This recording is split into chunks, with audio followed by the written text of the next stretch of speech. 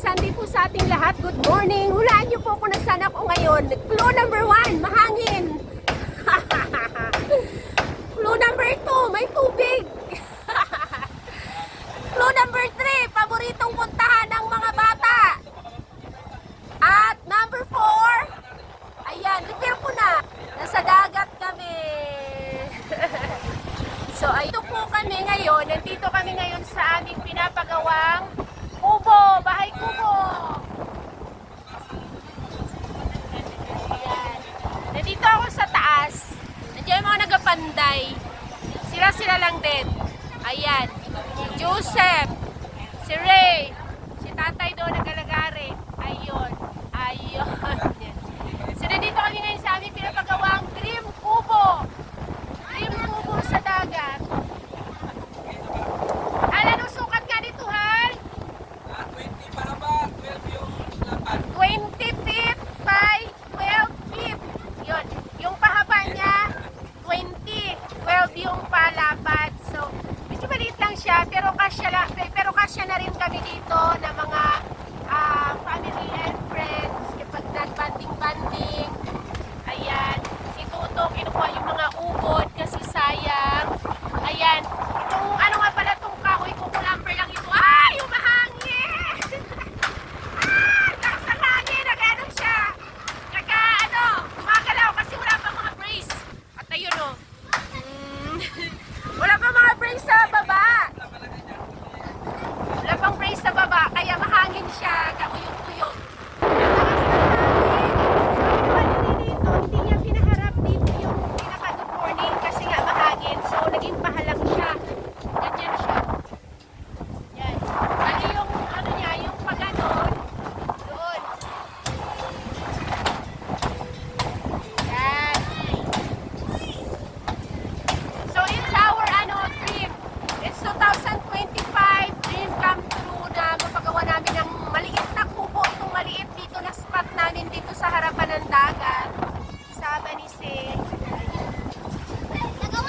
So, may naisip si Ray dito. Ang ipangalan niya daw ay MJA. MGA. Di ba, Hal? MGA, Hal? Yun. Empress, Julia, Andre, Ann, si Aris. Para sa inyo na lang yan. So, ang ginamit dito, yung mga kukulamper lang din na pinutol dito nga kasi nga napakadelikado. Nandito siya mismo sa ano. Ayan, ito, puno. Yan. Tapos, ito pa. Yan. Tapos, yan. Ayan. Mga matatanda na rin kasi yung ano na yun. Ang ano na, ang tanda na, ang taas. Tapos, ang dami yung one time nga. Alam niyo ba, dito lang kami tumatambay. Yung upuan na yan. Tapos, biglang itong bunga, itong nyug na ito, may nakulit na bunga. Karating nervyos ko, syempre, di ba? Alam niyo naman na pag ang bunga ng nyug malaglagan ka, lalo na kung kahit nga hindi bata, kahit malalaking tao, marami na pong namatay ng mga nalaglagan ng nyug dito sa amin. Kaya, napakalaking, napakadelikado. Tapos itong nyug ko, yan.